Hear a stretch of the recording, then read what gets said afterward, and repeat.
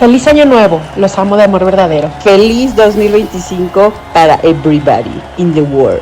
Feliz Año Nuevo. Hola, queridos escuchas. Hoy más que nunca estamos súper felices de poder darles la bienvenida a este nuevo episodio de su podcast de Mentes Conectadas. Siempre lo recibimos con muchísimo gusto y nos saludamos entre nosotros tres con toda la alegría del mundo, pero hoy es un día muchísimo más especial porque como amigos tuvimos una experiencia muy cercana a la muerte, ¿verdad, Rodrigo?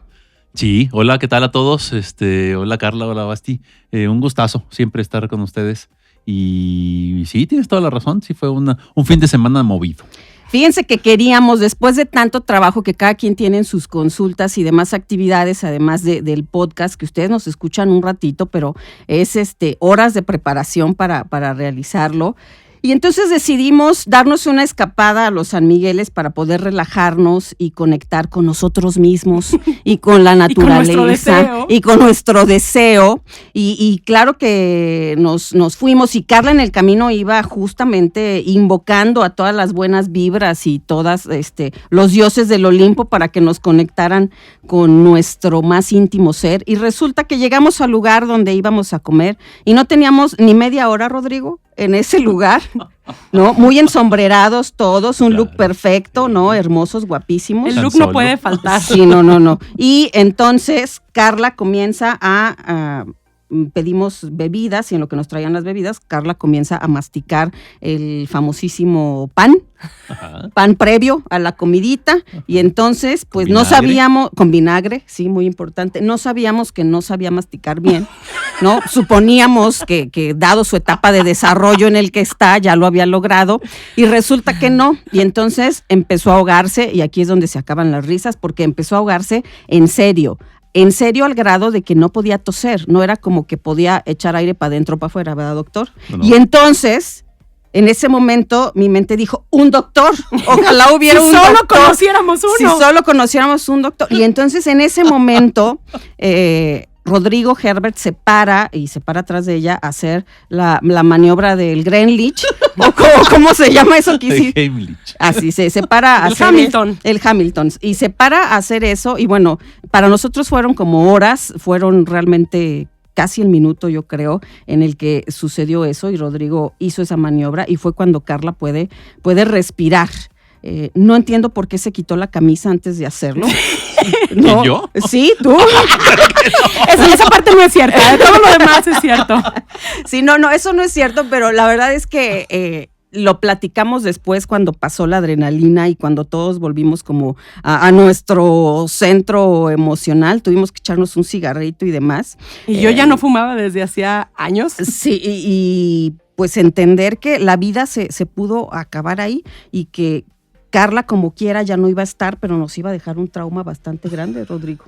Sí. Y platicábamos que pues veníamos hablando exactamente de ir a relajarnos, ir a destensarnos. Fue muy relajante para ti, sobre todo, Rodrigo. Y no vengo nada relajado. Sí, no, Rodrigo hoy no viene un poquito estresado, pero siempre de verdad agradeciéndole a Rodrigo, aunque a partir de ese viaje va a estar inmamable. Sí. Sí, de por sí. Sí, de por sí. Ya venía siendo así. Ahora que salva vidas. Sí, lástima. Y todavía me pregunta, ¿no lo capturaste en video? Y le dije, no, Rodrigo, discúlpame, estaba asustada, ¿no?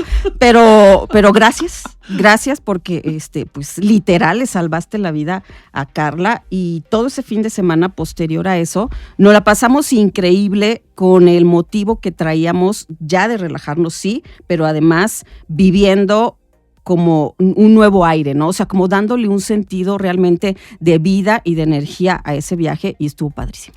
Bueno, fue una experiencia que realmente sí estuvo cercana a la muerte. En ese momento, Rodrigo, gracias. Con todo cariño.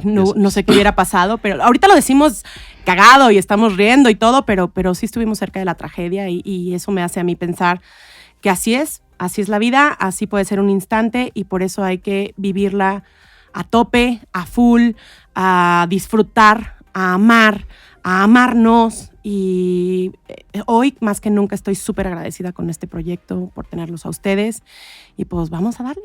Vamos a darle. Yo nada más, la lección de todo esto es que aprendan a masticar.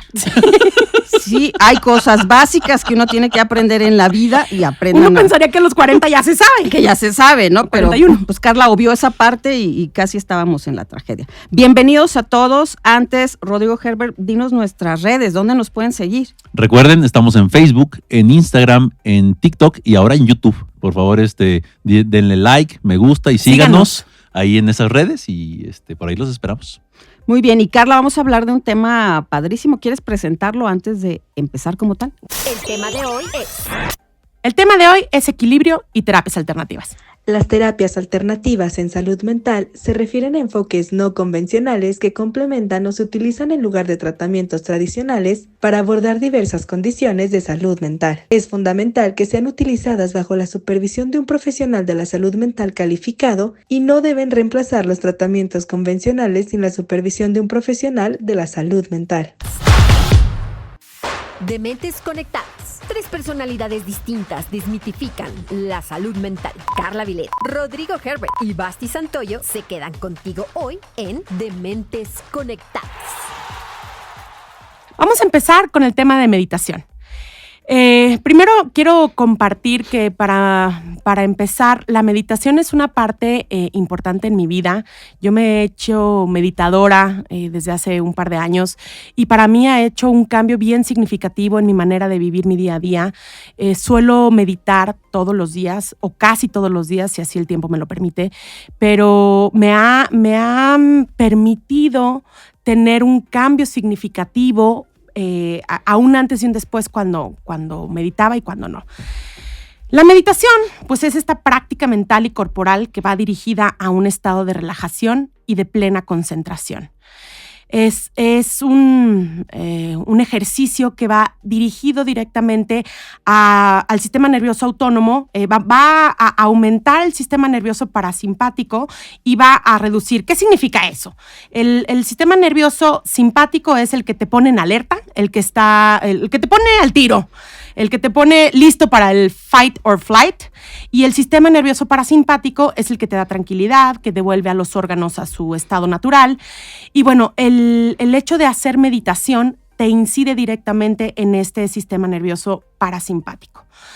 Hay muchos tipos de meditación. Hay desde la meditación, por ejemplo, el mindfulness, el yoga, la meditación guiada, ejercicios de relajación directa, pero todos se ha comprobado y sobre todo en los últimos años se han hecho estudios científicos que avalan, se han hecho mapeos de resonancias magnéticas y se han visto cómo los estados meditativos inciden directamente a calmar estas como partes cerebrales en donde pues estás on fire, ¿no?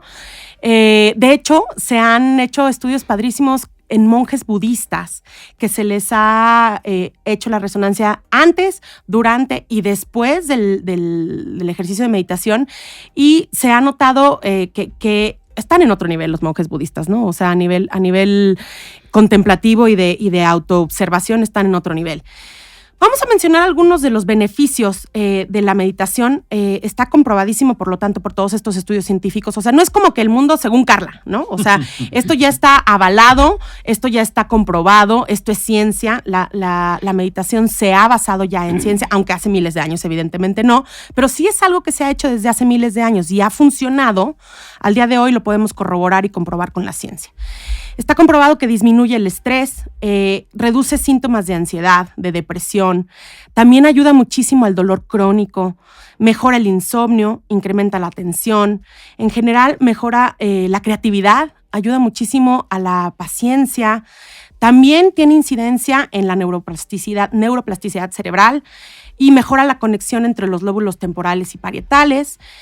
Básicamente, meditar te hace mejor persona. Oye, Carla, pero estuvimos platicando hace unos pocos días también de la dificultad de esta situación, ¿no? O sea, digo, al menos yo tenía como la idea de que no cualquiera pudiera tener como esa capacidad de meditación, ¿no? Y hablamos aquí de padecimientos como el TDA, que digo, hay tanto ruido en la cabeza, tanto movimiento que lograr como llegar a ese nivel que uno cree que se necesita alcanzar, que es poner el cerebro en blanco, se vuelve muy complicado, ¿no? Es que justamente eso es un mito. La gente que no se ha puesto a meditar o que no conoce un poco piensa que no, pues es que yo no soy bueno para meditar porque no puedo calmar mi cerebro. Siempre traigo la cabeza a 1000 por hora. Y eso no es meditar. O sea, el hecho de meditar no te está pidiendo o no te requiere que dejes de pensar. O sea, que pongas tu mente en blanco. Eso es imposible. Claro. O sea, es completamente imposible. Solo los monjes budistas estos de los que estoy hablando probablemente lo logren hacer, pero uno como mortal no puede lograr hacer eso. Y el hecho de meditar te ayuda a enfocar tu atención, por ejemplo, en cosas, en uno de los tipos de meditación, en tu respiración, por decir. Entonces, ahora estoy inhalando y centro mi respiración y eso me permite como concentrarme completamente ahí, pero luego voy a pensar, es que mi perro, es que la lista del súper, es que... Y no importa. O sea, el hecho que te vengan esos pensamientos no te quita del estado meditativo. Lo único que tienes que hacer es decir, un pensamiento y dejarlo pasar, o sea, poder volver a reenfocar tu atención y eso tiene ese efecto tan benéfico. No se crean que tenemos que estar casi que levitando en la flor del loto para que eso implique ser meditación, ¿no? Para nada. Y aquí viene esto de los beneficios que, por ejemplo, los ejercicios de respiración pueden llegar a generar, ¿no? Y definitivamente aprender a respirar, porque creo que es algo que ni siquiera sabemos hacer.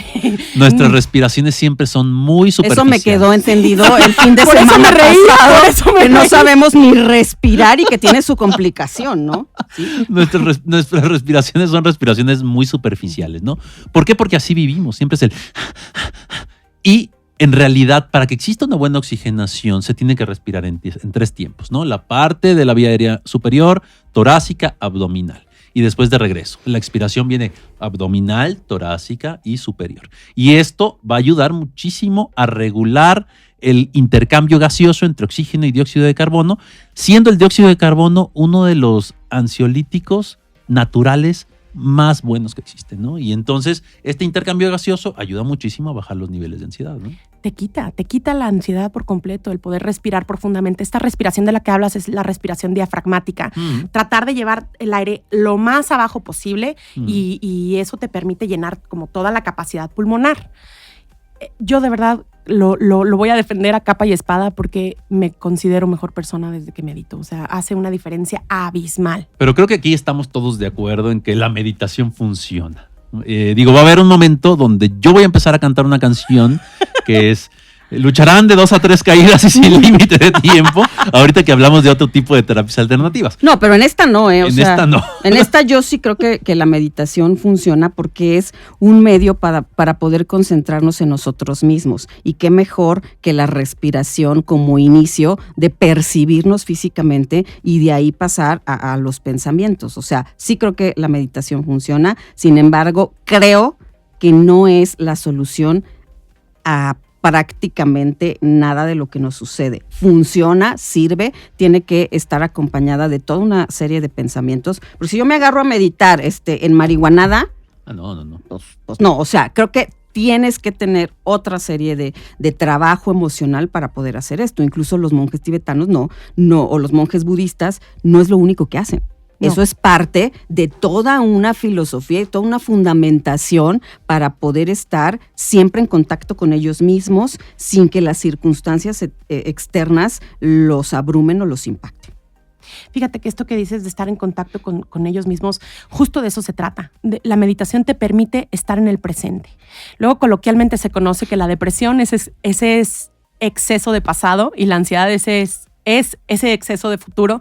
Y la meditación te permite mantenerte en el presente. Solamente en el presente puedes encontrar ese estado de tranquilidad, ese estado de paz. Y bueno, se los recomiendo amplísimamente. Pero sí, como tú dices, Basti, yo también estoy de acuerdo que no puede solo ser esa la única estrategia y la única herramienta para poder estar en equilibrio.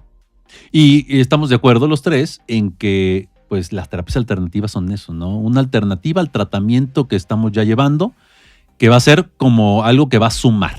Digo, no en todos los casos, y ya lo hablaremos, pero la mayoría de ellas son como un complemento, ¿no? Y esperemos que así lo vean, no como un único tratamiento para diversos trastornos mentales, ¿no?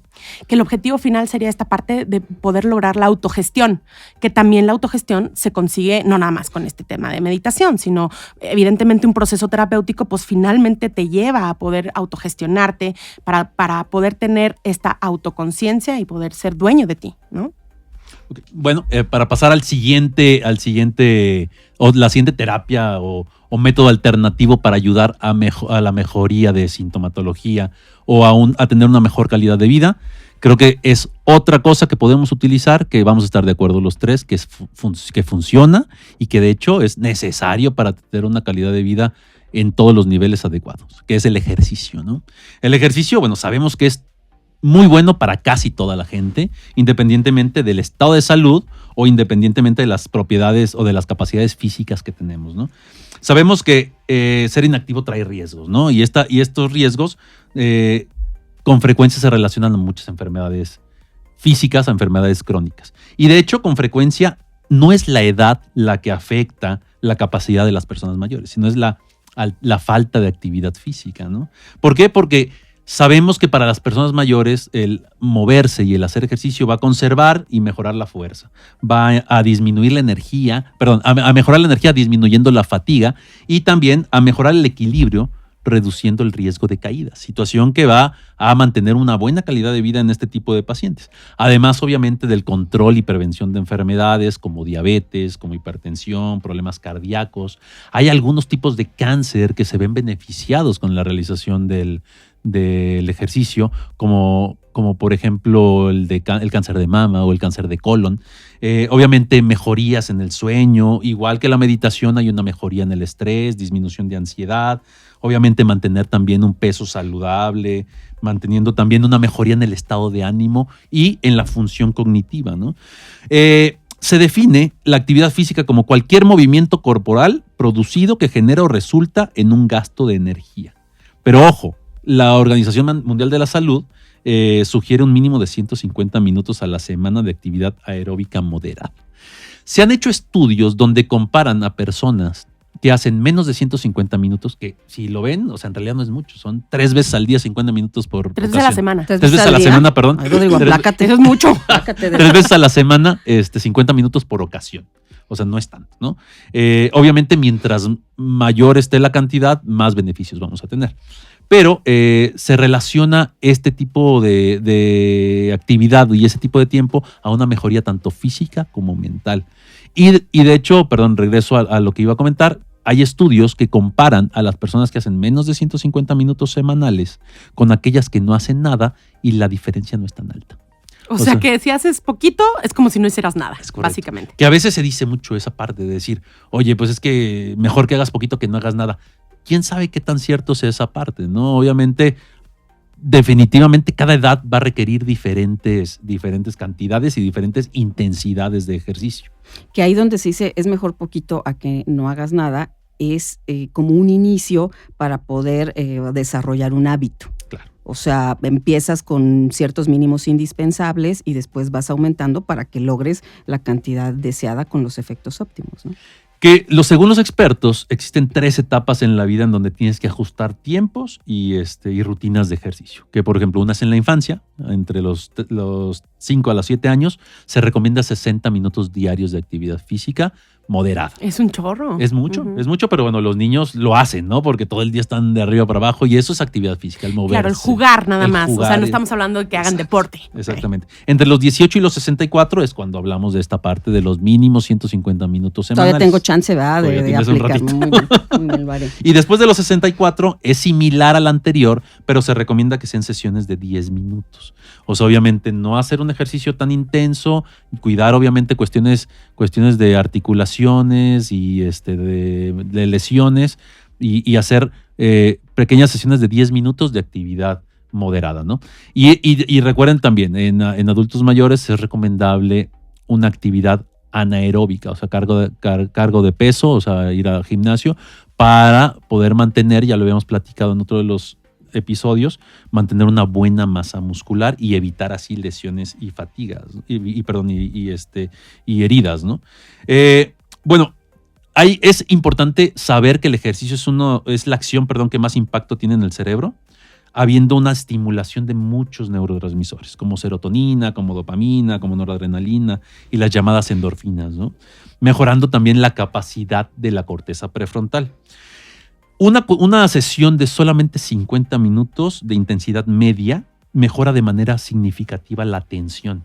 Imagínense si esos beneficios inmediatos se hacen entonces todos los días, la capacidad que pudiéramos tener o la mejoría que pudiéramos tener en la atención es altísima, ¿no? Porque de hecho únicamente hay 2 áreas en el cerebro que tienen como estas nuevas nacimiento de células, ¿no? Una es el bulbo olfatorio, que digo con diferentes como olores o aromas, vamos a estimularlo generando nuevas células en el bulbo olfatorio. Y el otro es el hipocampo. El hipocampo es una región en el cerebro que se encarga de la memoria. ¿No era una tortería? Y estaban buenísimas. Grandotota, perdón. Y bueno, Hoy Basti no hizo ejercicio. y en el hipocampo entonces existen este nacimiento de nuevas células y les decía, es la estructura más importante para la memoria. Y estas células van a tener una mejor respuesta que las células que estaban antes. Entonces estamos estimulando el crecimiento de nuevas células que va a ayudar muchísimo a tener una mejor concentración y una mejor atención. ¿A poco no admiras cada vez más a Rodrigo? Desde que salva Desde vidas que me salvó la vida y más. habla desde el hipocampo. Yo fíjense que pensé que había estudiado en Tampico o algo así su licenciatura en medicina, pero desde que fuimos ahí a San Miguel me doy cuenta que sí estudiaste, sí sabe, sabes, doctor. sí, te admiro mucho, Rodrigo. Igualmente. Oye, pero lo que comentas, para mí en la clínica, yo sí les he recomendado en general a mis pacientes y sí se ve una como correlación muy clara que cuando tienen temas de ansiedad, cuando tienen temas de depresión, o sea, es sí o sí, tiene que hacer ejercicio. Fíjate que hay estudios, Carla, que dicen que aquellos pacientes que toman antidepresivos y hacen ejercicio funcionan mucho mejor que aquellos que solo toman antidepresivos o solo hacen ejercicio. Me refiero a aquellos que requieren, obviamente, no es como tomar antidepresivos nada más para funcionar bien, sino en caso de algún trastorno en específico, la combinación ejercicio-antidepresivos aumenta muchísimo más la función de estos medicamentos. Se desconoce la causa exacta, pero digo, sí hay muy importante, sí es muy importante el cambio, ¿no? Y lo más importante aquí es en realidad encontrar pues el ejercicio que más disfrutes y que se adapte a tus necesidades y a tus objetivos, ¿no? Porque nuevamente, como les digo, el ejercicio disminuye estrés, mejora el estado de ánimo, mejora la autoestima también, porque vamos viendo cambios en el cuerpo que definitivamente nos van a ir gustando con el paso del tiempo, mejora el sueño y todo esto van a ser beneficios para nuestro estado de salud mental, ¿no? No hay ningún ejercicio que sea más recomendado que otros, pero bueno, hay ejercicios aeróbicos como el caminar, correr, el ciclismo, la natación, que son muy buenos, pero también hay unos de fuerza como las pesas, el yoga, el pilates, o pueden ser de relajación como el tai chi, como el yoga, como los estiramientos, o aquellos en grupo como los fitness o fútbol, básquetbol y ese tipo de cosas. Todos son benéficos. Aquí el chiste es encontrar el que más se te acomode en tiempos, que no sea tampoco algo que te genere ansiedad, porque de repente yo veo a personas, es que no he podido hacer ejercicio más que 3-4 veces a la semana. Está bien. O sea, el ejercicio no tiene que ser una carga más. Tiene que ser un medio para disminuir ese estrés, para relajarte y para disfrutarse. Hasta ahorita llevamos, hablando de la meditación y del ejercicio, 2 terapias, 2 técnicas alternativas que evidentemente funcionan y donde hay estudios científicos que lo avalan. Pero ahora me gustaría empezar a mí por ese tipo de terapias, que yo no le digo terapias, yo les digo técnicas alternativas que de una u otra forma buscan incidir en el equilibrio. Y yo empezaría con los motivadores. Un motivador va a ser esa persona que en general tiene como principal característica que es un buen orador, pero de ahí en fuera no podemos hablar de que un motivador tiene conocimiento científico ni siquiera sobre lo que es la motivación. Entonces a mí me gustaría empezar con esa parte. La motivación va a ser lo que nos impulsa a actuar de determinada forma y principalmente buscando un logro, ya sea un logro desde tu situación personal o un logro para lo social. Aquí tenemos que hablar de estudiosos de la psicología como Abraham Maslow, donde habla de que hay una pirámide para pensar en la autorrealización, que eso es el último escalón que como seres humanos tendríamos que buscar. Entonces habla que lo primero que tienes que cubrir tú como persona son tus necesidades fisiológicas. O sea, si no tienes casa y si no tienes comida, pues difícilmente vas a andar pensando en comprarte un Corvette y que en eso sea reconocido socialmente. De ahí las cuestiones de seguridad, después las cuestiones de afiliación, donde te reconoces con otras personas y tienes un grupo social, después todo lo que tenga que ver con reconocimiento, con logros académicos o con logros laborales. ¿Ustedes creen que los motivadores tienen el conocimiento de esta pirámide de Maslow? Pues claro que no, porque versan cosas como el cielo es el límite. Basta con que lo sueñes y lo vas a lograr. Imagínense ustedes a los chavitos de ahorita que les empecemos a enseñar que pueden ser lo que quieran. Tú solo desea algo y lo vas a tener. Lamentablemente, cuando esas personas sean adultas, se van a enfrentar a un mundo que no les va a dar lo que quieran porque lo desean. Se van a enfrentar a que si tú decretas y que si tú le pides al universo, que además eso me parece, perdón, pero bastante mamón, porque si ustedes se dan cuenta, se dan cuenta de su tamaño en relación al universo le vale 3 hectáreas de universos para verlos lo que tú le pidas. Solo somos una pequeña parte de todo esto y no importa que decretes. La realidad es la realidad. No me estén interrumpiendo porque ven que yo tengo... Pero no te enojes, Basti, no te enojes. Y entonces, no puedes tú meterle a un niño este tipo de ideas, porque cuando el mundo le compruebe que las cosas no son así, vas a tener a un tirano que va a tener la necesidad de cumplir lo que él quiere solo por un capricho, sin ponerse a pensar en que hay toda una serie de condiciones en el ambiente que no van a favorecer a que eso suceda. Basti, no digas eso. Tú, si lo puedes soñar, lo puedes lograr. No, yo si hoy empiezo a soñar con ser una bailarina profesional de ballet, pues no tengo el cuerpo de una bailarina, ni tengo la habilidad que tuve que haber desarrollado durante mis años de infancia. Ni la edad, ¿no? Y entonces las cosas no son así. Ese es el tema con los motivadores, que utilizan frases generales y entonces la gente cree que son aplicables a todos los casos. Y la motivación no puede ser una situación que se utilice como una receta. En la motivación hay 2 tipos. La motivación intrínseca, que es todo lo que existe dentro del individuo y entonces puede recibir una recompensa tangible. Y luego está la motivación extrínseca, que es todo lo que el ambiente nos da como recompensa. O sea, cuando, por ejemplo, las personas bajan de peso y la sociedad te dice, oye, te ves muy bien, no importa que tengas anorexia, ¿no? Y que estés 20 kilos abajo de tu peso, la gente te va dando ese tipo de halagos y la motivación empieza a subir en ti. ¿Cuál es el tema de la motivación? Que depende de muchísimas circunstancias que estés viviendo y no puedes motivarte únicamente por la situación extrínseca. Ahí es donde entran los motivadores. Yo te motivo desde fuera, haciéndote creer que la felicidad o que los logros van a ser una receta que es así para todos, que tú lo puedes lograr, y no me fijo en tus circunstancias, en tus capacidades, y a ti no te importa porque no tienes algo que es fundamental, que se llama autoconocimiento. Y ahí es donde la terapia sí incide. En la terapia no te hacemos comprar o no te vendemos una realidad que no es la tuya. Lo único que hacemos es acompañarte en este camino de que te conozcas, sepas que quieras, sepas que amas, sepas que necesitas, para que a partir de ahí, en el momento que a veces uno no se siente motivado, porque así es la vida, puedas poner en juego otros elementos como la disciplina o como el convencimiento. Yo creo que una de las cosas graves, o bueno, una de las situaciones graves en este tipo de terapias alternativas es que las personas que las ofrecen muy difícilmente están preparadas, ¿no? Entonces, un día se levantaron y dijeron, yo voy a ser coach porque pues se me dio la gana o porque viví algo que creo que debo de transmitir.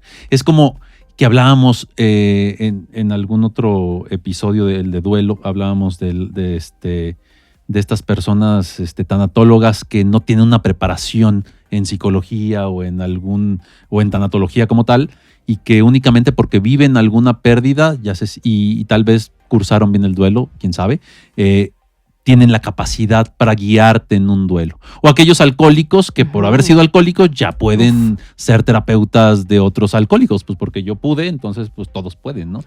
Es como si Carla se pusiera a ser motivadora de cómo masticar bien, si se puede respirar bien, o a partir de ahí empezar a hacer toda una serie de estrategias para que la gente a partir de una circunstancia extrema viva su vida de la mejor manera y entonces todo está padrísimo y nada importa. Y pues no, o sea, Carla no puede vender su situación como una receta que para todos va a funcionar igual, y efectivamente ese es el tema de los motivadores que creen desde un lugar bastante narcisista y bastante perverso que ellos tienen la respuesta a los males de los demás y que ellos te van a enseñar como mesías cuál es el camino para llegar al éxito, que además ahí tendríamos que hablar de cuál es toda la concepción social que se tiene sobre el éxito, porque hoy la mayoría de estos motivadores tienen un éxito bastante rascuache, o sea, rascuache en el sentido de únicamente te muestro mi ropa, mis coches y eso es el éxito, y no.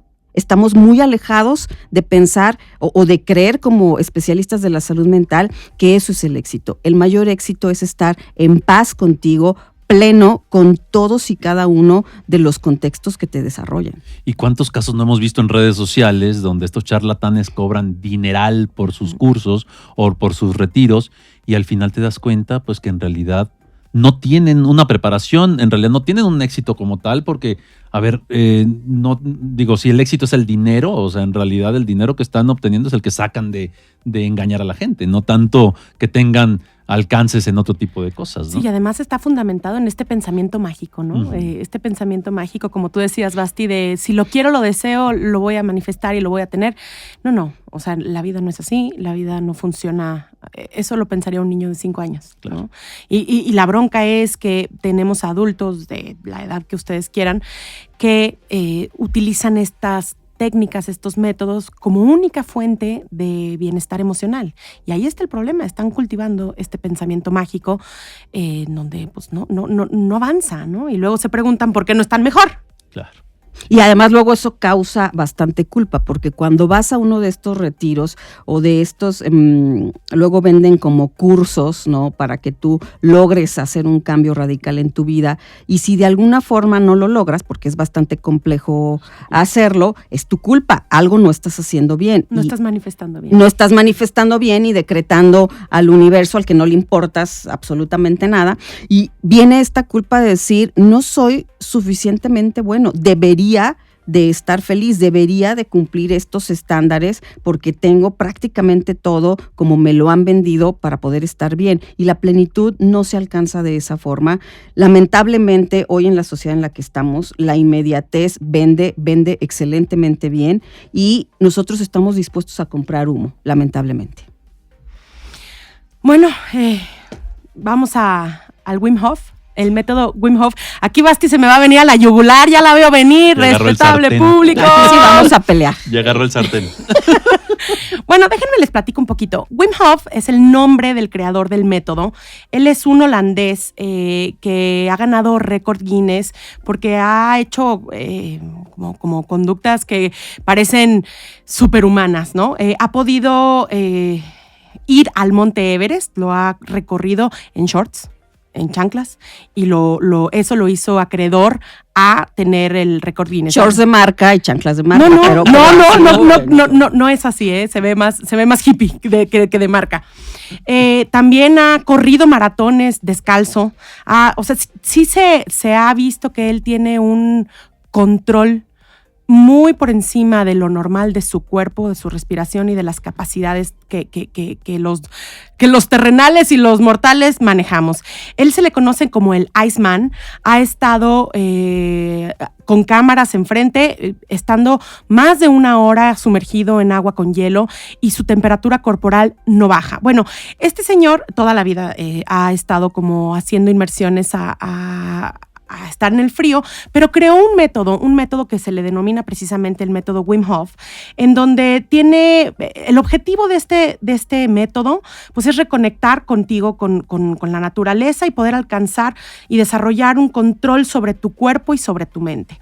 Es un poco una combinación entre meditación, entre control de la respiración y además la inmersión en el frío.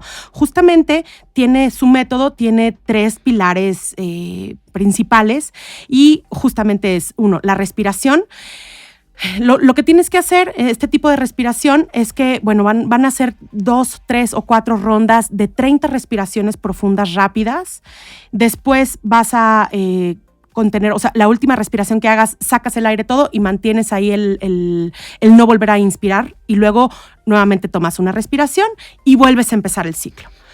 Es una respiración rápida, es una respiración que luego quienes lo hemos practicado, porque yo soy fan del método Wim Hof, tuve la fortuna de hacer el curso y me pareció maravilloso. Durante estos ejercicios de respiración empiezan a pasar cosas bien interesantes en el cerebro y en el cuerpo. Puede haber parestesias, puedes tener la sensación como incluso de que se te van moviendo las manos y te empiezas a sentir como un poco high. La neta es que te empiezas a sentir, y incluso lo denominan los que hacen este método como high on your own supply. O sea, estás medio high con tu propio cuerpo, ¿no? Y bueno, después de la respiración viene lo que sería la inmersión en hielo, que es por un corto periodo de tiempo. Se recomienda entre 2 y 3 minutos. Ya los que son muy pros, pues ya se quedan más de 3 minutos. Y bueno, les comparto que el meterte a esa exposición de frío es un shock indescriptible, que yo al menos nunca lo había sentido nunca en mi vida de ese nivel. Sientes que, o sea, no puedes controlar la respiración, o sea, tu cuerpo está luchando por sobrevivir, y entonces lo que te está diciendo el instructor o quien te está acompañando es que enfócate en tu respiración. Y es una sensación impresionante cuando tu cuerpo está luchando por sobrevivir, tu corazón va a 1000 por hora, porque pues la respiración también empiezas a hiperventilar por el shock mismo de estar en agua de muy baja temperatura, y después poco a poco con tu respiración vas dominando tu cuerpo, vas dominando tu mente y puedes estar respirando profundamente los minutos que tú quieras, ¿no? Después de eso, sales, haces unos ejercicios para volver a entrar en calor y me refiero a calor corporal porque tienes un chorro de frío, o sea, estuviste minutos en esta inmersión. Y luego, el tercer pilar después de la inmersión es el compromiso, ¿no? Y la concentración, que los 2 pilares anteriores, tanto la inmersión en el hielo como la respiración, no serían posibles si no tienes este compromiso y si no tienes esta concentración y esta dedicación. De alguna manera es como dominar tu fuerza de voluntad. O sea, yo lo he hecho en varias ocasiones y en ese momento que estoy ahí en el hielo digo, puta, si puedo con esto, puedo con cualquier cosa, o sea... Menos con masticar. Menos, eso sí se me cuesta sí, trabajo. No. Es una sensación muy cañona, ¿eh? Sí, y sí te da esa, a lo mejor fantasía, qué sé yo, de que puedes dominar, y si logré esto, después de que terminas el ejercicio, después de que terminas ya entraste en calor nuevamente, de verdad hay una sensación que te sientes... De manía. Sí, como muy eufórico. Te sientes eufórico, por eso lo decía, high on your own supply. Estás con una sensación de bienestar impresionante. En ese momento sientes que te mueres cuando te estás metiendo al hielo, pero despuesito de eso está una sensación inexplicable. Quien no lo ha vivido no lo puede entender. Yo lo entendí hasta que lo viví y es maravilloso, se siente y te dura además. No te imagines que se te quita luego, o sea, duras días con esa sensación de bienestar. Y bueno, pues aquí viene ahora entonces la parte negativa de esta situación. ¿Quieres comentar algo? No, por favor, tú médicamente quiero que empieces, Rodrigo. Bueno, al fin y al cabo, una terapia alternativa. Estamos de acuerdo, creo que no es para todos. Y no estamos hablando únicamente en cuestión de costos, sino en cuestión de salud también, ¿no? O sea, sí hay riesgos para la salud importantes, como una posible hipotermia, problemas cardíacos, problemas respiratorios, que pudieran generar esa vasoconstricción por el exceso de frío. Y bueno, también entender que criticando científicamente este tipo de métodos, no existe como tal una evidencia científica o resultados o estudios rigurosos acerca de este tipo de técnicas. Sobre la permanencia del beneficio. O sea, Exacto, sí, en sí. el momento entiendo que sucede todo lo que está diciendo Carla a nivel físico, ¿no? Claro. Pero Sí, ya sí, sobre la permanencia del beneficio o de la incidencia en la modificación de pensamiento como tal. No existen estudios, ¿no? Digo, y eso va a pasar con muchas de las cosas que vamos a hablar, ¿no? El día de hoy, ¿no? O sea, obviamente falta estudios a largo plazo en el cual pudiéramos ver un beneficio que pudiera ser un beneficio permanente o un beneficio, como bien lo dije, a largo plazo, ¿no? Bueno, yo como en defensa de todos los que practicamos estos métodos, sí, efectivamente a lo mejor no se cuenta, o no lo sé, la verdad, también tendríamos que platicar con un experto al respecto, porque yo para nada me considero una experta al respecto, pero sí se sienten los beneficios, no nada más inmediatos, o sea, no sé si decir permanentes, pues no, a ver, no me ha cambiado la vida el Wim Hof, Claro, no me ha cambiado la vida, pero evidentemente sí ha sido una herramienta más, como la meditación, como el ejercicio, como otras cosas de las que vamos a hablar más adelante, que no solo a mí, o sea, repito, no es también el mundo según Carla, claro, sino que a todos los que hemos consistentemente hecho este tipo de terapias, pues algo nos está funcionando y algo nos está trayendo de bienestar y de equilibrio. Pero en tu caso, y nosotros porque te conocemos, sabemos que esto resuena con todo un trabajo previo, no de un año, no de 5 años atrás, todo un trabajo que has hecho toda la vida y entonces lo puedes integrar. Pero yo dudo que esas personas, mira que fue motivo de chiste todo el fin de semana lo de desde tu privilegio, porque yo le decía a Carla que las personas que hacen este tipo de técnica obviamente están desde un privilegio. ¿Por qué? Porque por lo menos en México no es algo a lo que se acceda de una forma tan automática. No es que vayamos al Río Santiago y nos pongamos inmersos ahí, no, aparte que nos daría sarna o algo así. Pero sí, guácala. Exacto. Es algo por lo que tienes que pagar y es una práctica de una élite. Finalmente, tú ahorita hablabas de don Winhoff, de don Will, bueno, sí, de ese señor, y hablabas de todo lo que hace basado en esta técnica. Bueno, pues nosotros tenemos a los indígenas raramuris, que también corren descalzos y jamás se han inmerso en esas aguas. Ellos de alguna manera lo hacen, pero porque no tienen ni agua potable en donde viven y porque eso es la manera en la que gestionan su existir a diario. Y si nos vamos a esta filosofía, pues también hay el desarrollo de toda una fuerza de vida y de toda una fuerza de voluntad importante, aunque ellos no conozcan absolutamente nada de este método. Entonces, sí se da, desde mi punto de vista, de un privilegio. Y qué lástima que las personas de cierta élite tengan que, ¿cómo se dice? ¿Inmergirse o cómo se dice? ¿Sumergirse? Ándale, sumergir. No, Rodrigo es bien culto y salva vidas. Sumergirse en estas tinas para tener un control de ellos mismos. No estoy diciendo que tenga que ser así, pero que lo vean de esta manera y que entonces todo mundo lo pone de moda y esa va a ser la respuesta a todos los males que tenemos. Es ahí donde yo creo que no se deben de vivir así este tipo de técnicas y que sí pertenecen finalmente a una parte bastante privilegiada de la sociedad.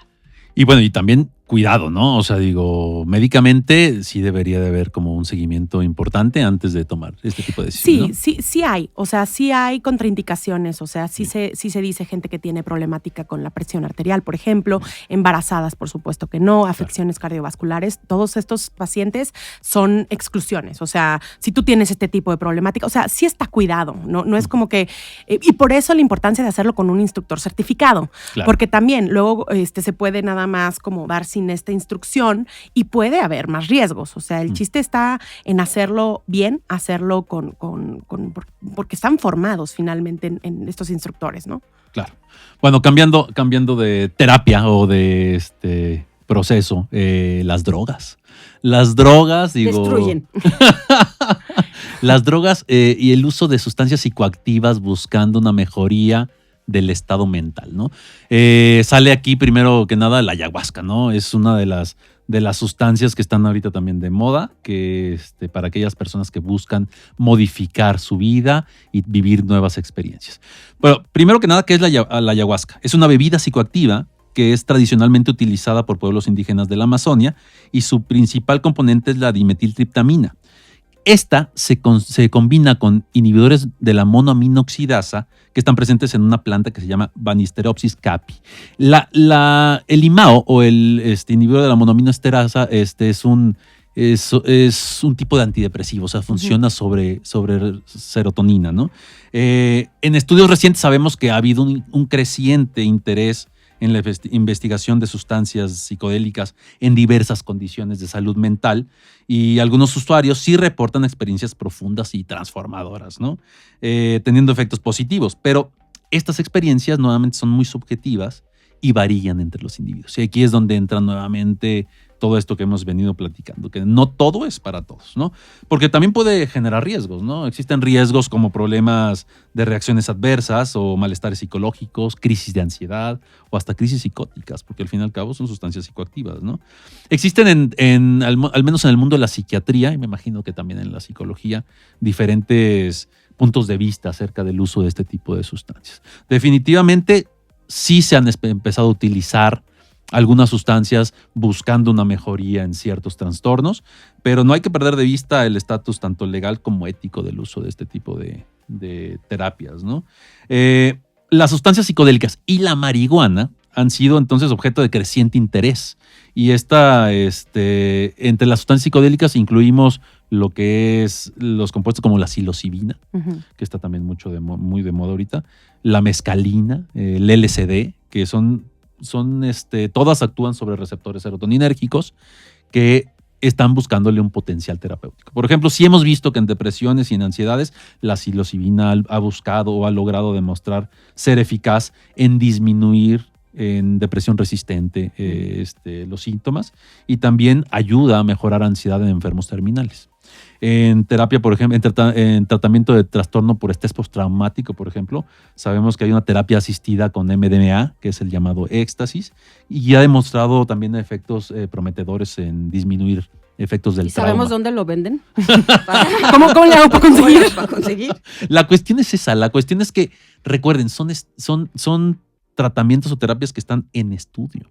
Y el hecho de utilizarlos, porque se sabe que hay ya médicos utilizando microdosis de psilocibina para disminuir ciertos síntomas. Pero no solo médicos, Rodrigo. O sea, hay No solo gente que ni médicos. siquiera son médicos y Es lo están correcto. haciendo. Es Que eso es correcto. lo peligroso. Y el problema aquí viene otra vez a lo que hablamos hace rato. A largo plazo, ¿qué va a pasar? No se tienen estudios, obviamente son terapias alternativas que están en investigación, que vamos a ver a la larga qué tanto funcionan, ¿no? En la marihuana, por ejemplo. La marihuana sabemos que tiene dos componentes, el THC, que es el tetrahidrocannabinol, y el CBD, que es el cannabidiol. Al CBD le ponen más propiedades que a los El hijos agua del bendita. presidente. Ajá. Sí, entonces, o sea, para todo sirve el CBD, te lo venden que en gomitas, que en aceites, que en collares, y en realidad el hecho de utilizar tanto el CBD ya se ha hecho también un objeto de estudio para ver qué tan bien funciona. Y hemos visto ya en estudios que han salido últimamente que en realidad el CBD, en lugar de mejorar la ansiedad, suele aumentarla. Y también ojo. llega a empeorar síntomas depresivos. Sabemos que el THC aquí, por ejemplo, el tetrahidrocannabinol, es el responsable de los efectos psicodélicos, ¿no? O sea, A ver, di THC y ¿qué significa otra vez? tetrahidrocannabinol.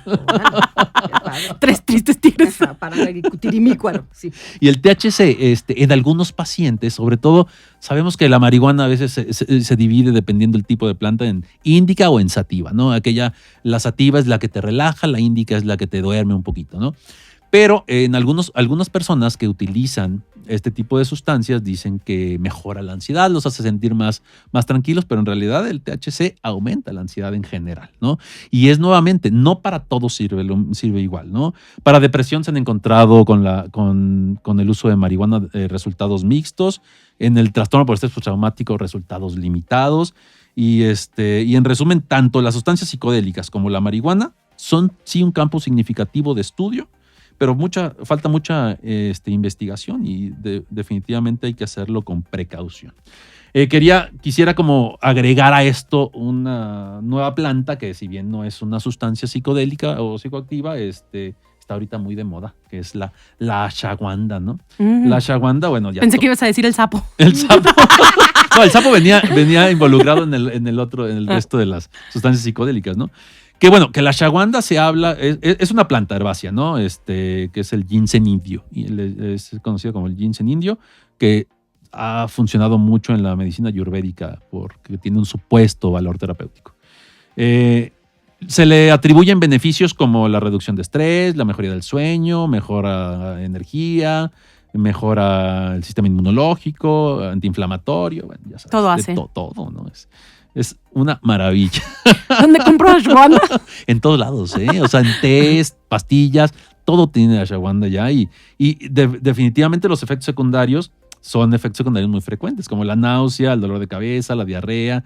Y sobre todo también aquí algo, ojo, no porque sean cosas naturistas, no es que no vayan a tener interacciones medicamentosas. Entonces, estamos metiendo sustancias a nuestro cuerpo que si definitivamente necesitamos en algún momento consumir otro tipo de medicamentos, no saben cómo van a reaccionar unos con otros, ¿no? Qué peligroso, ¿eh? Sí. O sea, esto que estás diciendo me parece que lo debemos de tomar con mucho más cuidado y mucho más conciencia, porque es bien fácil que todo el mundo lleguemos a, ¡ay! Que te dieron valeriana, que te dieron la ashwagandha, que te dieron el golio, no sé qué. O sea, hay mil cosas así. ¿Se acuerdan cuando el mentado ajorrey estaba de moda también? O sea, el ajorrey era un medicamento que se vendía venta libre, que según mejoraba los síntomas de dolor, los síntomas de dolor de articulaciones. Y sí mejoraba. Sí mejoraba, pero y únicamente decía la sustancia que contenía pues ajo, ¿no?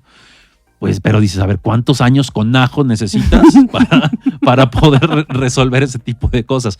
Después se empezaron a dar cuenta que en realidad ese tipo de medicamentos venían combinados con esteroides. Entonces empezó a generar en muchos pacientes síndrome de Cushing. O sea, alteraciones en las glándulas suprarrenales. Por supuesto que el esteroide te va a quitar el dolor en la primera toma, ¿no? Entonces, el ajo rey era buenísimo porque pues, me quita el dolor y me siento súper bien. Pero a la larga ya mi suprarrenal está sufriendo y tengo la cara hecha pelota porque ya tengo un síndrome de Cushing, que es esta disfunción de estas glándulas que hace que uno, que estamos preocupados, se llama rostro o facies de luna llena, ¿no? O sea, se hace como la una de cara, la sustancia. una cara redonda. No tanto. Tanto. Pero definitivamente, nuevamente, no hay estudios que digan que este medicamento es benéfico a largo plazo, falta mucha investigación y no se automediquen, o sea, pregúntenle a su médico, ¿me puedo meter esta planta por no sé dónde? Y si el médico dice que sí, pues adelante. Pero si dice que no, mejor no hay que hacerlo. Qué peligroso que muchas personas vayan a tomar una de estas sustancias como solución a lo que le sucede. Uh-huh. O sea, esto nos va a llevar a que haya diagnósticos tardíos y que se puedan tratar de la mejor manera en un tiempo adecuado. Pero la gente cree que esta es la respuesta. Y ese es el tema que yo tengo con este tipo de técnicas o de terapias alternativas. El ayahuasca, por ejemplo, está muy de la mano con el Santo Daime, que es toda una religión que se lleva de la mano con ella, porque se da justo en el Amazonas, en estas tribus de Brasil, y tienen asociado el ayahuasca como con esta conexión divina y con esta conexión del universo, que honestamente, en una generalidad, cuando yo he visto pacientes que son afectos a este tipo de terapias, lo hacen muy como práctica para no verse a sí mismos. Lo hacen como una práctica, conectar con todo, menos con lo que realmente me está sucediendo. Entonces, muchas veces esto funciona como una evasión de la realidad. Andamos buscando tocar otras realidades alteradas para no conectarnos con la propia y que al final no nos va a dejar ahí. Y si pruebas la ayahuasca, después vas a probar el sapo y luego los vas a probar los dos juntos. Y así terminamos hasta que en un anexo a ver si encontramos qué pedo con lo que nos sucedía, ¿no? Oye, y además me ha tocado tener pacientes que después de estas prácticas luego tienen un trastorno psicótico inducido o un trastorno de ansiedad inducido por sustancias, ¿no? O sea, me han tocado varias veces que me hablan con unas crisis de pánico brutales por haber consumido estas sustancias, ¿no? Con el objetivo de que voy a estar mejor, me voy a conocer, voy a ir a mi inconsciente, me han dicho este tipo de cosas, ¿no? Como que estos son los objetivos con los que empiezan a hacer estas prácticas, pero en realidad la consecuencia que ha llevado a, no estoy diciendo que a todo mundo, pues, pero sí, yo sí he visto en clínica y en consulta a muchos pacientes que tras esto, o un trastorno psicótico inducido por sustancias, o un trastorno ansioso también. Que también es cierto que a muchos tal vez sí les funcione de manera momentánea el hecho de vivir ese tipo de experiencias, ¿no? Pero no como un tratamiento, ¿no? Es como una vivencia, así como aventarte por el con un paracaídas. O sea, en realidad es una vivencia que te hace ver las cosas de una manera diferente, o ahogarte en San Miguel también. Son cosas que te hacen ver la vida de una manera diferente. Oye, ¿por qué no pero haces por- esa terapia? Anda, No, oye, voy a fundar un curso así de vamos a estar no en por eso lo experiencias vas a hacer cercanas cada a la fin de muerte. semana, ¿no? Pues sí, y vamos a seguir con este tipo de terapias alternativas ahora hablándoles de una que esta sí me hace roña, una roña muy profunda en todo mi ser. Y ayer les mandaba a Carla y a Rodrigo un video donde una morra, que ni siquiera me quiero acordar de su nombre, ni de su cara, ni de su existencia, decía que las constelaciones familiares, si tú constelas, eso va a corresponder a un año de terapia. Madre mía. O sea, espero que Dios no me la ponga enfrente, no, encima menos. Qué horror. No, porque las constelaciones familiares finalmente son fundadas por Bert Hellinger, que él era un espiritista, o sea, un religioso. O sea, de entrada entiendan que no era psicólogo, por lo tanto, esta no es una práctica psicológica, y lamento mucho informarles que en general quien practica este tipo de terapia son psicólogos. O sea, pido una disculpa por todos los psicólogos que no estamos conectados con este tipo de terapias y que sí somos profesionistas, porque si un psicólogo te dice, te voy a constelar, la neta, vete de ahí. Desconfía completamente. ¿Por qué? Porque esta psicoterapia finalmente no está basada en ninguna evidencia científica. ¿Y cuál sería la premisa de esta pseudoterapia? Que tus antepasados y las relaciones familiares que tienes son los culpables de los problemas emocionales y de salud que te pueden aquejar. O sea, si tu bisabuela, tu abuelita y tu mamá han sido engañadas de alguna forma, tú tienes que sanar el linaje de tus antecesores, y entonces imagínate la responsabilidad que se te pone encima de sanar las 3 vidas de esas personas, donde hay toda una cultura que respalda que probablemente haya sido de esa forma, y que además te quita también a ti responsabilidad de lo que te está sucediendo. No, es que yo no respeto límites porque como a mi abuelita la engañó mi abuelo 70 años, entonces por eso ya me lo expliqué. No. La situación emocional no se debe de vivir de esa forma, y en algún punto te debe de valer completamente madre lo que existió antes de ti. Tú tienes que ser capaz de afrontar lo que te está sucediendo hoy y ponerle los cuernos al presente, porque es peligroso que nosotros creamos que este tipo de pseudoterapia funciona, porque hay, como yo les decía con lo de la ayahuasca y las sustancias, hay la posibilidad de tener diagnósticos tardíos. Si yo creo que la depresión me la va a curar el que constele, estoy pésimo. ¿Por qué? Porque lo único que voy a hacer es que si voy 5 meses a constelar, me voy a tardar 5 meses más en tener el tratamiento que va a ser adecuado para mí. Otra, porque muchas veces cuando las personas incluso están en un tratamiento médico, van a constelar y dejan el tratamiento médico, porque creen que esto va a ser la respuesta para todas sus situaciones emocionales. Como se basa en que tus ancestros, tus antepasados tienen la culpa de lo que te está sucediendo, empiezas a revivir duelos que aparentemente estaban transitados, ¿sí? O que no querías transitar por una razón, que es válido además que tengas como ese mecanismo de defensa, pero ahí no importa, los empiezas a revivir y vienen muchos trastornos asociados a esa práctica.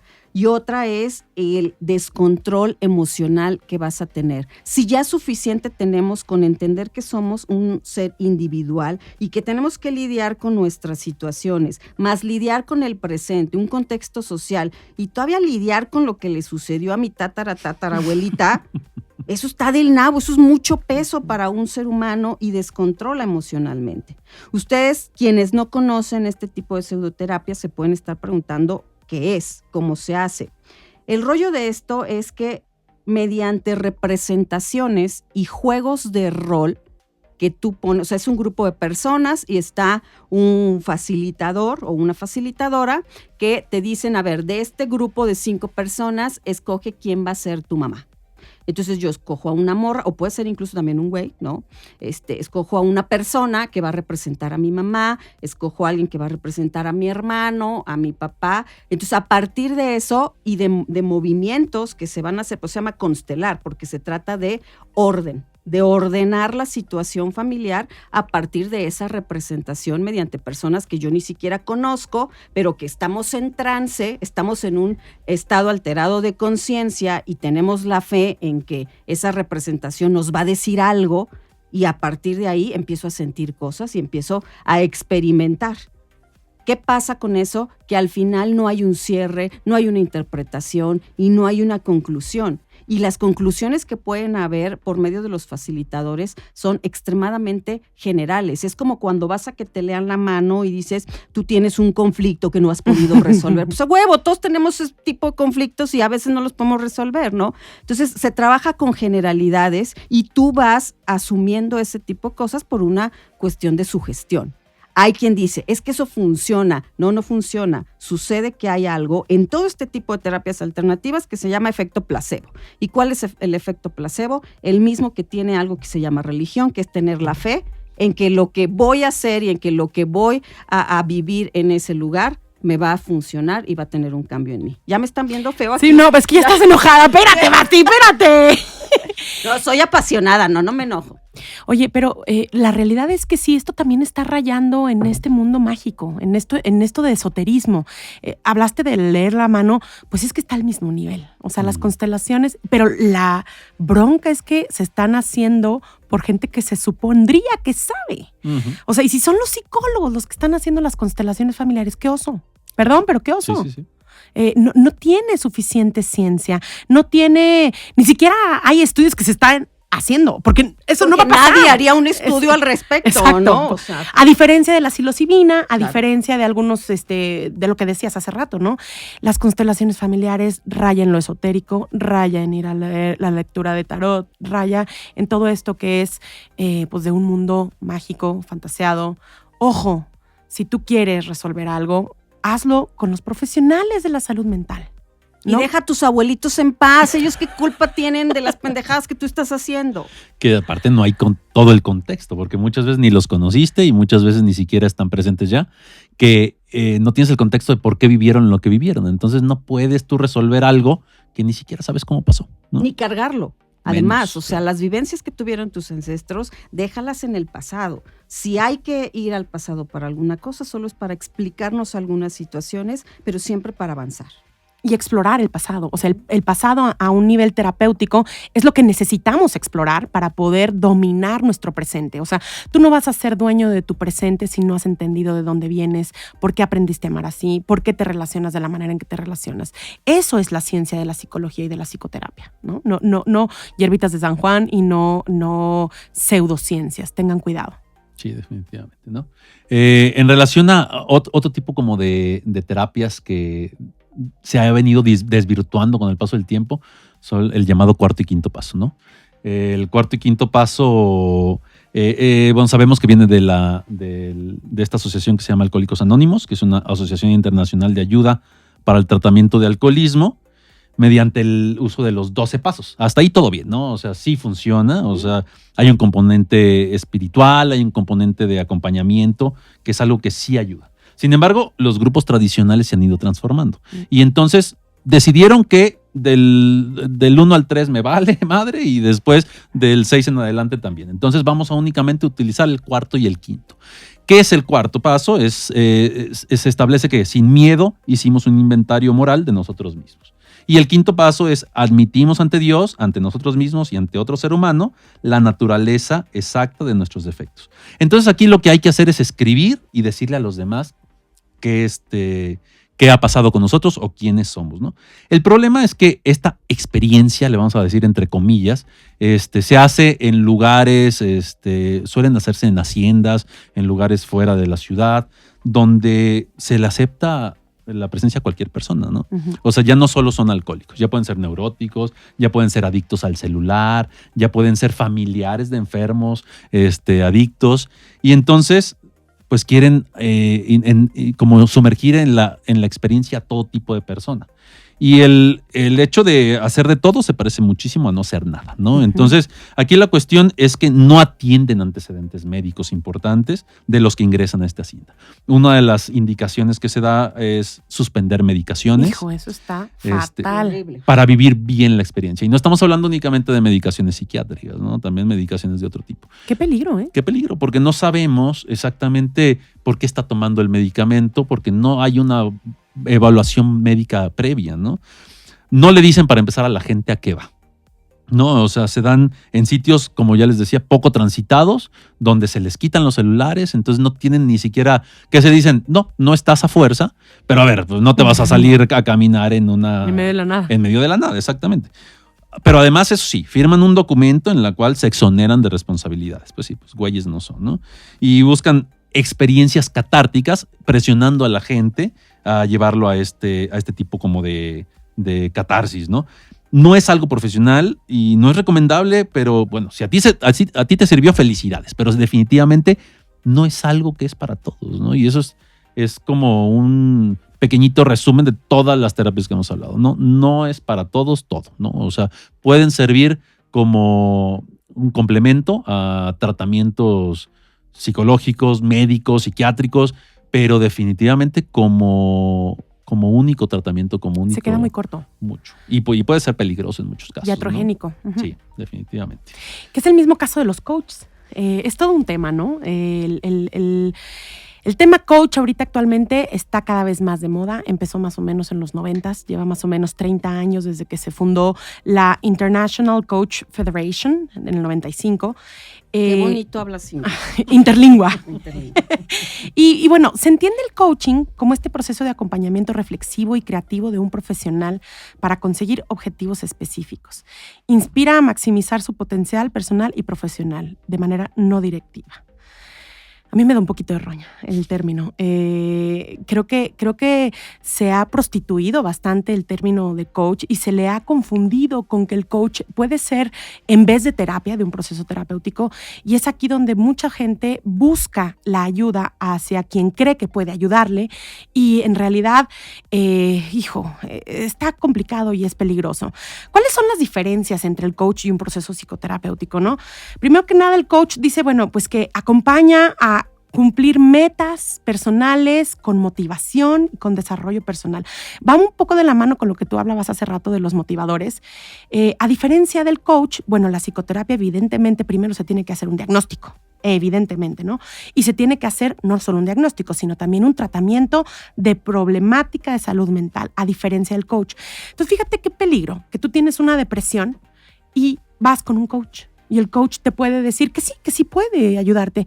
No, el coach no es una persona avalada con las credenciales, que tenga la suficiente teoría para poder sostener un tratamiento de este tipo, ¿no? Es que hay mucha charlatanería al respecto. Y es lo que decía Basti hace rato, entra desde el narcisismo, ¿no? El hecho de, por ejemplo, tuve esta semana una paciente que lleva varios años con un trastorno de ansiedad muy fuerte y lleva 2 años en terapia psicológica. Y le pregunto, ¿pero tu psicóloga no te había mandado a buscar un tratamiento antes? No, me decía que no era necesario medicamento, que ella misma me iba a dar las herramientas suficientes Jesucristo. para resolver esta ansiedad. Digo, a ver, Ay, Rodrigo, vas a hacer que me enoje mucho. no seamos ególatras, Narcisistas. ¿no? Narcisistas. O sea, necesitamos, esto es trabajo de todos. Pero eso parte también desde la ignorancia, ¿estás de acuerdo? Claro, sí, o sea, definitivamente. luego más allá que seas narcisista, pues qué güey quien piensa que con sus herramientas va a curar una cuestión química. Qué desinformación y aparte qué vergüenza Sí. Claro. que estás dando terapia y no alcanzas a ver la importancia del tratamiento multidisciplinario y la incidencia de lo biológico en lo conductual. Claro. O O sea, no puedes estar tan limitado. A ver, si puedes, pues eso pasa, ¿verdad? Sí, puedes. O sea, desafortunadamente eso Sí pasa. puedes, pero qué oso, como dices. Qué oso, ¿no? Bueno, el coach se vive y se utiliza como para mejorar habilidades específicas, a diferencia del tratamiento de problemas emocionales, ¿no? También se dice que el coach es un acompañamiento en un corto periodo. Las terapias psicológicas, evidentemente, son mucho más profundas y mucho más largas. En el coach se dice que se enfocan en el presente y en el futuro. Pues uno en terapia no puede sino avanzar, como dije hace ratito, sino no que te bases en el pasado, pero que lo revises, que lo ubiques de dónde, ¿no? De dónde viene todo esto. Y además se dice que el coaching se supone que es para gente que está más o menos estable. O sea, si estás más malito, no vayas al coaching. Ahí sí ya ve al terapeuta, ¿no? Y este tema no se lleva a cabo con el ser fidedigno así, porque la gente más necesitada de ayuda está desesperada por buscar pues sentirse mejor. Y llega a estos tratamientos que pueden resultar completamente iatrogénicos, ¿no? Yo creo que sí hay algunos tipos como de soft skills que podría ayudar un coach, no sé, por ejemplo. Viene muy international. Sí. Oh, yeah. Es la nueva vida. Ahora yo ya soy Of course, international. my horse. O sea, sí hay habilidades que sí puedes obtener, no sé, por ejemplo, a nivel ejercicio, ¿no? Pues obviamente mi coach, por ejemplo, un saludo a mi coach en el sentido de ejercicio, pues ella me enseña a hacer ejercicio. Y ella lo sabe desde la ciencia y desde que me ha enseñado a hacerlo adecuadamente. No sé, un coach para alguna cuestión empresarial en donde se necesiten hacer ciertos procesos. Ahí ese tipo de coaching a mí me parece que es adecuado, pero no a nivel personal terapéutico. O sea, el coaching, no sé, por ejemplo, he tenido pacientes que es que tengo un coach que me enseña onda entre nutricional y además también de ejercicio, o sea, como de bienestar integral físico, que está avalado, y eso me parece adecuadísimo, ¿no? O sea, está bien, o sea, es gente que estudió al respecto y puede ser una figura como de autoridad.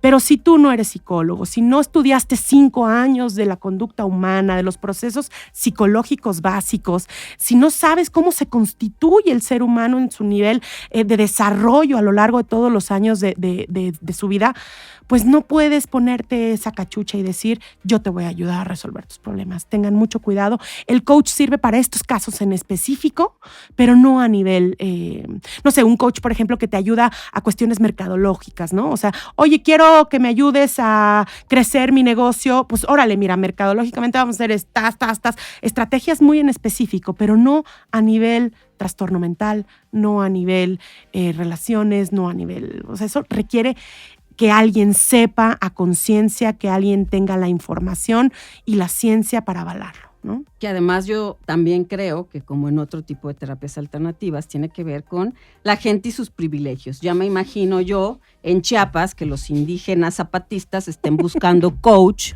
para mejorar algunas condiciones de vida. Entonces, déjense de ese tipo de situaciones y neta, métanle a conocerse a ustedes mismos. No va a haber mejor coach que los parámetros que ustedes vayan teniendo de plenitud o de infelicidad. Y aquí, por último, vamos a hablar de la religión, que hasta ahorita lo estoy pensando y ustedes me lo dejaron a mí muy alevosamente, ¿no? Como yo no tengo nada que perder en la vida, pues que yo me friegue, ¿no? Bueno, pero antes de que empieces a desarrollar el tema, Basti, cuando estuvimos en San Miguel, ¿rezó? Rezó ver, una ocasión no, y luego no es cierto. Y le tomó foto a todas las iglesias que se atravesaron en el camino. Correcto, tenemos la evidencia, Basti. No, espérate. Híjole, de verdad que Alevoso. qué alevoso, qué grosero, Rodrigo. Como le dije un día, tú salvas vidas, pero las destruyes emocionalmente. No recé. Solo como yo iba a manejar al viaje, solo antes de tomar carretera dije, cuídanos, Diosito. Fue todo lo que dije. ¿Y eso es rezar? No, eso no es rezar. Y Carla, ¿estás rezando, Basti? ¿Estás rezando? Sí. Y lo de las fotos es porque... Es arquitecta. No. De destinos. es porque las iglesias forman parte del arte, muy de la esencia de lo que es San Miguel de Allende. O sea, si fuera a las pirámides de Teotihuacán, no andaría tomando foto al piso, ¿verdad? O sea, estaría tomando foto a las pirámides. Qué feo que sean así. Ya, Basti, mejor cuéntanos de religión. Bueno, la religión, ¿qué va a hacer o para qué le va a servir socialmente a alguien? Va a servir para darnos significado, un significado sobre todo en función de un ser superior y con otro elemento que va a ser más allá de la muerte. Por alguna circunstancia los seres humanos tenemos que encontrar que hay algo más allá de esta vida terrenal y es con un elemento con el que trabaja la religión, que es con la esperanza. Psicológicamente yo siempre digo, no sé qué tan bien esté la esperanza, a veces eso es lo que debe de morir primero, al contrario de lo que se nos dice.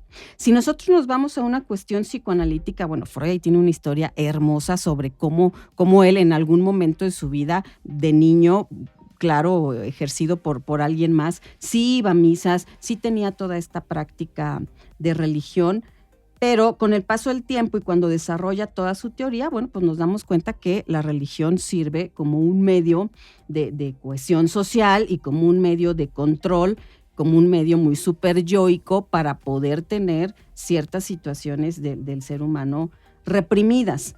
Nos sirve la religión porque nos hace tener una pauta de identificación con nuestro grupo social y nos da ciertas ideas de lo que son las cosas, o sea, nos da la generalidad de lo que es el sentido del perdón, nos da el sentido de lo que es la culpa. ¿Por qué? Porque la religión nos dice y nos da los parámetros exactos de lo que está bien y de lo que está mal. Psicológicamente, hablar del sentido del perdón es todo un tema. Por ejemplo, si nosotros nos vamos a hablar de Colombia, donde han estado en guerrilla desde hace mucho tiempo, hay toda una filosofía alrededor del perdón y emocionalmente, o sea, psíquicamente, a veces esa práctica no es posible. Y entonces se obliga a las personas a perdonar acciones que son imperdonables. Y como no lo puedo hacer, viene toda esta culpa, porque la religión nos marca que todos somos hijos de Dios y que entonces, pues tú tienes que perdonar, que además la religión también se guía por uno de los principios que ha regido a la humanidad, que es el castigo.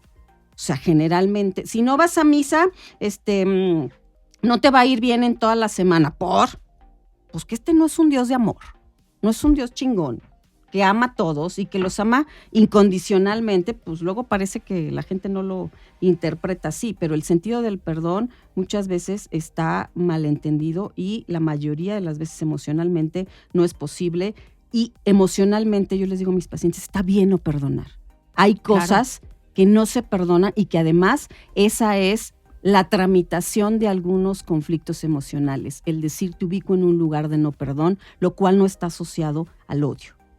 La culpa, muchas acciones tienen una culpa impresionante. Si ustedes se van desde... No voy a hablar de una religión en específico porque entonces luego voy a tener gente quemando mi casa o cosas así, ¿no? Pero si ustedes se van a leer los mandamientos o las premisas de cualquier religión, pues es prácticamente muy sencillo que uno se vaya al infierno, ¿no? Entonces necesitas casi que estar disecado para que te vayas al cielo y no hagas nada. Entonces la culpa juega un papel fundamental porque de ahí nos podemos enganchar y mantener conductas que nos van a estar haciendo pedir el perdón de no sé quién, si se supone que Dios es un Dios de amor. Y pues eso nos mantiene enganchados y perdonando también a estos representantes de Diosito y de Jesús en la tierra. Esos son con los que luego yo tengo problemas porque son la gente más perversa del universo, porque realmente se creen que son los representantes de Jesús en la tierra y están haciendo cualquier tipo de aberración en nombre de Dios. Y en nombre de Dios se han cometido las peores cosas del mundo. Oye, hablas de toda esta parte negativa de la religión y sin embargo yo quisiera rescatar que hay una parte positiva. Sí es cierto que Freud hablaba de la religión como el enemigo principal de la razón, así la describía. Cabe mencionar que Freud, habiendo sido judío en una época en donde ser semita, bueno, era toda la parte de la guerra antisemita y así, ¿no? El ser judío específicamente le costó a Freud muchas cosas Y por eso se ensañó un poco en hablar y el estudiar toda la parte de religión, cómo incidía. Pero yo creo que hay otra parte de la religión que sí es cierto que esto enferma. Me ha tocado ver en pacientes que son muy culpígenos, que son muy obsesivos, que son muy, que no se permiten vivirse y poder aceptarse por todo este constructo de culpa y temor. Esa parte enferma, definitivamente, esa parte de la religión sí enferma. Pero la otra parte, la parte que sostiene, también decía Freud que se necesita un Dios que sea esta figura de un padre omnipotente, sostenedor. Y que ojalá, decía él, que ojalá llegáramos a una sociedad que un día ya no lo necesitáramos. Pero todavía no estamos ahí. Y es real que esa sensación de este padre que sostiene, de este padre que contiene, que puedo acudir a él como este padre amoroso, sí incide en cómo se viven las circunstancias en la vida. O sea, sí incide en tener un poquito más como de resiliencia, por ejemplo, en poder vivir la muerte de una mejor manera, no tan ansiógena, de poderle hacer frente a las circunstancias adversas de la vida con una sensación de un poco más de tranquilidad. Definitivamente coincido contigo de que está esta parte horrorosa de la religión, pero también está la parte que sostiene, la parte que aún como sociedad nos beneficia tener esta parte. Incluso Freud mismo lo dice, están estas partes buenas de la religión y estas partes que enferman, ¿no? Definitivamente. Yo no voy a decir nada porque yo sí me quiero ir al cielo. Ya salvaste una vida, sí te vas Yo ahí. creo que con esto podemos empezar a concluir el programa, ¿no? Recuerden que entonces es esencial recordar que cada persona es única y lo que funciona para uno puede no ser adecuado para los demás. Siempre va a ser recomendable consultar a un profesional de la salud mental antes de embarcarse en cualquier tipo de terapia alternativa. La salud mental es un viaje personal y cada paso que demos hacia el bienestar va a ser significativo. A mí me encanta que buscar yo misma situaciones en las que podamos mejorar, que podamos estar bien. Y esta búsqueda debe de ser pues consistente, constante. Busca desde quien tiene ciencia, desde quien puede ayudarte. Ten cuidado con los charlatanes, hay gente que puede ayudarte. Yo siempre digo que vivir está chingón, pero lo digo entendiendo que la vida no es justa, que claro que nos van a pasar cosas malas, que hay muchas situaciones no agradables, pero que en general así es la vida y hay que seguir luchando, dejar de lado las excusas y hay que entender que cada caída realmente es una oportunidad para levantarnos y ser mejor siempre y cuando tengas el coraje de conocerte a ti mismo sin prisa, porque la vida es un proceso y tu estar en plenitud también lo es. Muchísimas gracias. Qué bonito hablas, Basti. Ya sé. Y no rezo, pero sí soy un ser espiritual, ¿eh? Y de luz. Y de luz, así es. Muchas gracias a todos por este nuevo episodio. Muy contentos nosotros con lo que hemos logrado con este podcast. Y muchas gracias a ustedes por escucharnos y por seguir ahí desde sus casas, desde sus coches. Y bueno, esperemos que seguir interactuando con ustedes. Muchas gracias por todo, siempre un gusto. Besitos. Gracias, los TQM bien harto. Bye, no vayan a San Miguel. Bye. Dementes Conectadas te espera en su próximo capítulo. No dejes de seguirnos en redes, Facebook e Instagram. Dementes Conectadas.